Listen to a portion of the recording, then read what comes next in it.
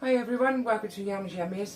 This afternoon I'm going to do a chicken Mayflower curry, and the only reason I'm doing this really is because I see so many posts where people use the Mayflower curry mix, which is just a powdered mix that you can buy in a lot of stores, and I think you can even get them in Ireland as well now, and they're unsure because if you read the back of the box it's quite misleading actually as to the consistency. I found that the perfect consistency is when I'm making for a meal of 4 would be 88 grams of dried mixture, and then I measure out 500 mils of water to go into that. Sometimes that does change on the consistency of whether I want it more liquid or whether I want it thicker in sauce. So I thought I would just give you a quick demonstration of how I make our chicken Mayflower curry. I also add a couple of other things to mine. You can add whatever you like to this. It's one of those dishes you can add as much or as little as you like. So what I'm going to do is I've prepared all my ingredients first. Please bear with us because we are new to doing this, and I've been trying to find the best ways of doing this. As I've said to you before, these are not my recipes. These are recipes that I've collected on the way or I find on the internet, and some of them I adapt to my own way of liking and the way that my family like to eat. So what I'm going to do at the beginning of every demonstration is I'm going to give you a full ingredients rundown, because that way it's just going to be easier for me to do that. This one is really simple. You just need your spray oil, you need some hot curry powder or normal curry powder. You don't have to add that if you don't want to, but I do add it, and I've always liked to add it. Here I've got about 200 grams of chopped mushrooms. I've got 2 onions which I've chopped into quarters almost, so big chunks, let's put it that way. I have my 88 grams of Mayflower curry powder. I have approximately 125 grams of petit pois peas. You can use any frozen peas that you want to, or fresh even if you're feeling flush. And I've got my water, and that's my drink. So, and here I've used 2 large chicken breasts. For 4 people, because I am obviously pointing this, I find that 2 large chicken breasts is plenty for 4 portions.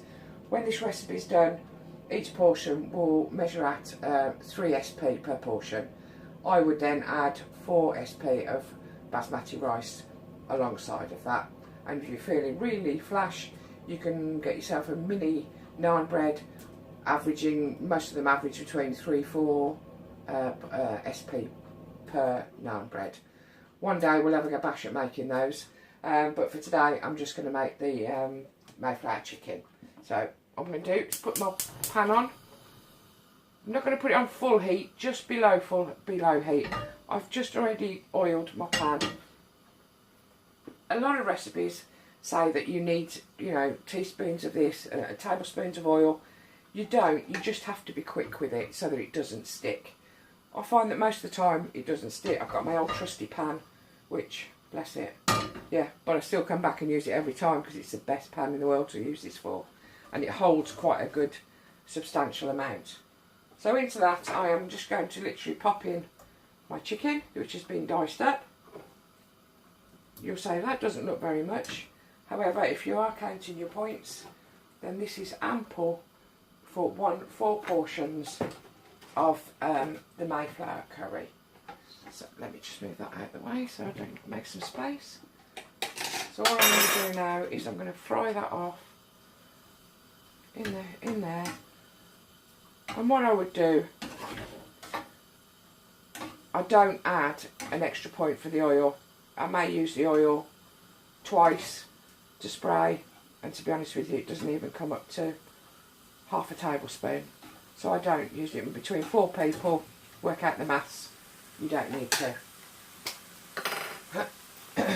Entirely your choice. So I'm just literally spraying that, and all I want to do is to whiten that. I don't want to cook it through because this will cook through in the sauce itself. So all I'm doing is colouring the meat, and then after this I shall add virtually all the ingredients together, and it will simmer away nicely in the pan. So quick and easy, great for a family meal, for quickness. Don't be afraid to use your pans and dishes. You know, we all get tired, we all don't want to cook at night. So, and again, this is another one that would freeze really well. You could also make this in your slow cooker if you wanted to. I'm a bit wary, purely because there isn't a massive amount of liquid. I mean, it's an average amount of liquid, but not gallons of it. So I would be wary cooking this in a slow cooker, because A, I think it would stick, and I think it would become dry. So I'm just literally now just turning over the bits that are pink still, just to do that into there.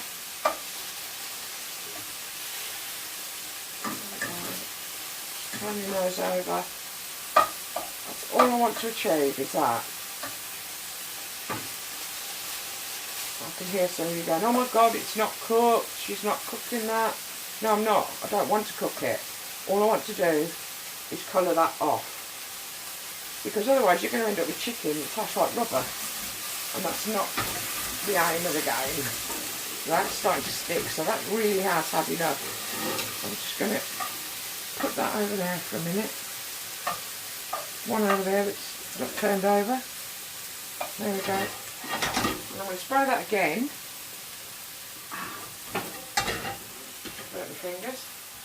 And I'm going to add to that my onions, which you do need to separate a little bit.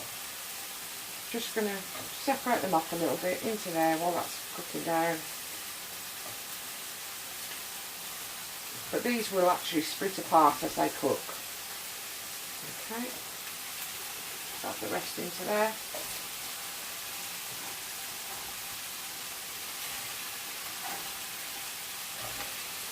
Whilst that's just simmering down there, turn that heat down a little tiny bit so that we don't catch that meat.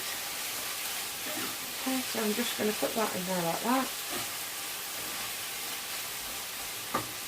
Rough and ready cooking, that's what this is.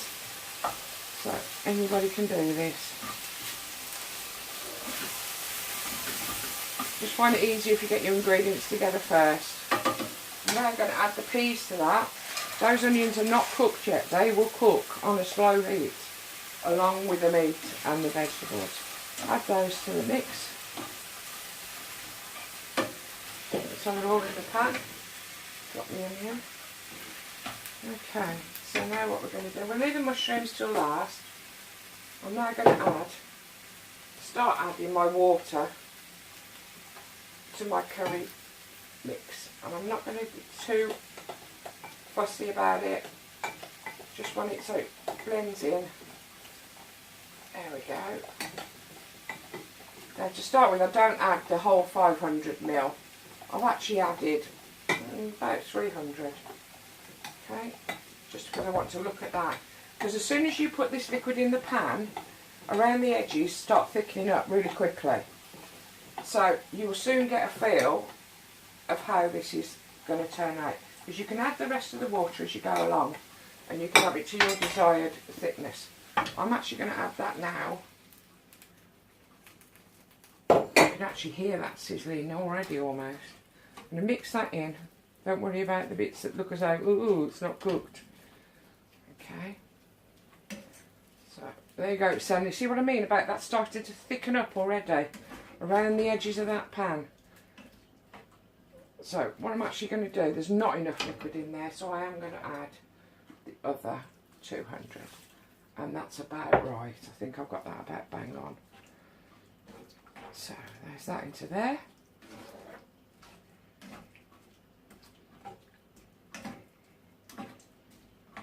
Let that come up to the boil now, so she'll start to thicken up. And what I add is 1 good tablespoon of hot curry powder.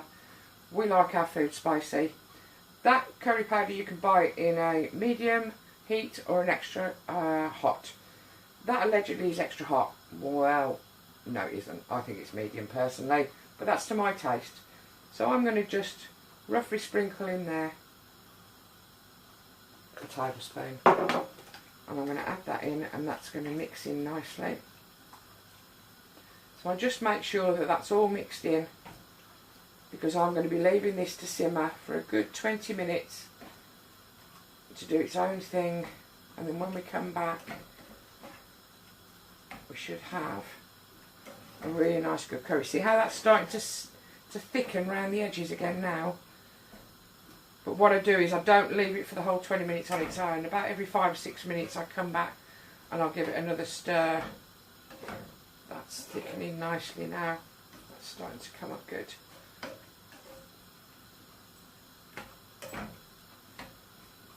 So what I'm going to do now is I'm going to add the mushrooms to that.